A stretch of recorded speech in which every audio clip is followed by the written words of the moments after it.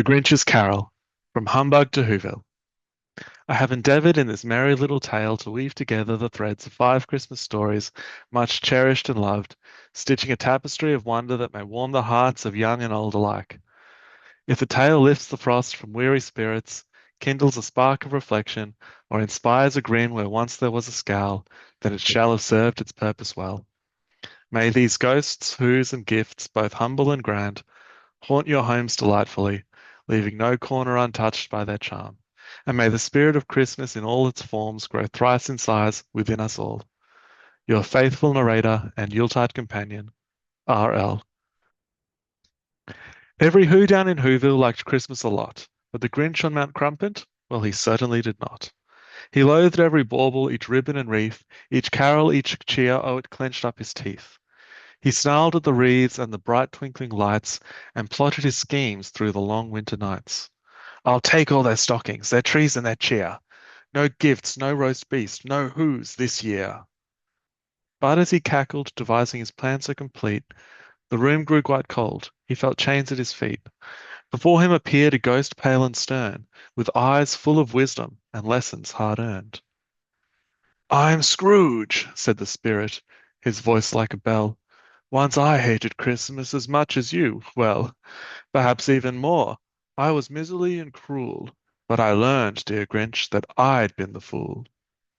The Grinch gave a sneer. What do you know of me? You're nothing but chains and some old history. Oh, Grinch, sighed the ghost, if you only could see, the path you are treading looks a lot like me. The Grinch rolled his eyes, but Scrooge only pressed. I was bitter and mean, and I failed every test. If you steal their joy, you'll ruin your heart, and it's pain, not the who's, that will tear you apart. The Grinch waved him off. Bah, humbug, he spat, but Scrooge only smiled. Be ready for that. You'll meet 3 fine spirits before the night's through. If they changed my heart, perhaps they'll change you. With that, Scrooge was gone, his chains clanking loud, and the Grinch stood alone, still plodding and proud. But his thoughts were unsettled, his grin felt unsure, as the wind whispered softly, There's something more. The first spirit arrived with a golden glow face, and whisked the Grinch off to a much older place. To a small quiet village they flew through the night, to a man carving wood in the warm firelight. This man's name is Toomey, the spirit explained. His life was quite lonely, his heart full of pain. The Grinch watched as a widow so timid and sweet asked Toomey to carve a nativity suite. He grumbled, I'll do it, with a scowl and a glare, but his hands moved with grace as he worked with great care. Piece by piece he carved Mary and Babe, and Joseph and wise men, till the whole scene was made. The boy and his mother were thrilled by the art, and Toomey's cold grief began to depart. It's not just the gift, the Grinch heard the boy say, but the love that you carved. That's the gift here today.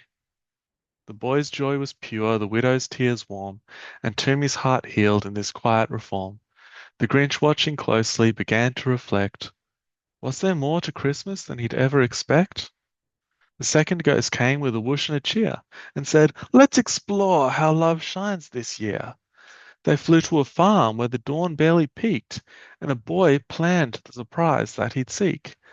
His father arose, gruff, weary with chore, but the boy had been up, working hours before. The stalls had been cleaned, the animals fed, and the cows had been milked, though the sky was still red. When his father discovered the boy's thoughtful deed, his heart swelled with love. It was all he would need.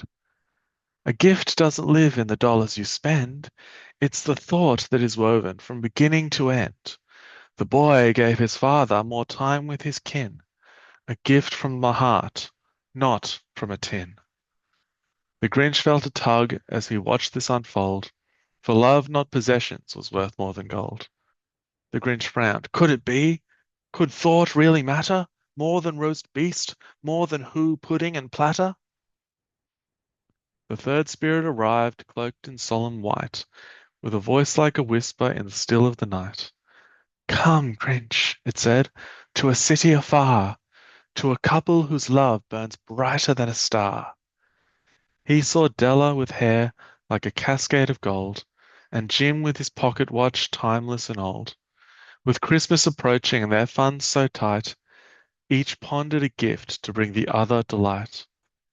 Della sold her hair for a watch chain with shine, while Jim sold his watch for a comb oh so fine. When they swapped their gifts, oh, the irony rang, for the combs were for hair Della no longer had to hang. And Jim's pocket watch chain, so fine and refined, had no watch to attach, it was one of a kind. But they laughed and embraced, for their love was the treasure, and that, thought the Grinch, was the true Christmas measure. It's not the gifts, but the thought behind, the Spirit intoned, that keeps hearts aligned. The Grinch saw this truth, and his heart grew warm.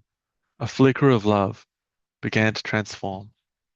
The Grinch awoke in his cave with a start and felt a warm glow deep inside of his heart. This Christmas, he thought, means more than I knew. I must join them, I'll help them. It's what I must do. His heart, once so small, grew 3 sizes that day as he sprang from his bed, crying, Hip, hip, hooray! He crafted and painted and stitched through the night, making gifts full of meaning till dawn's early light. When Christmas arrived, he strode into the square with presents and laughter and love he could share. The Who's all exclaimed, Grinch, you're our cheermeister now, and placed on his head a bright holiday crown.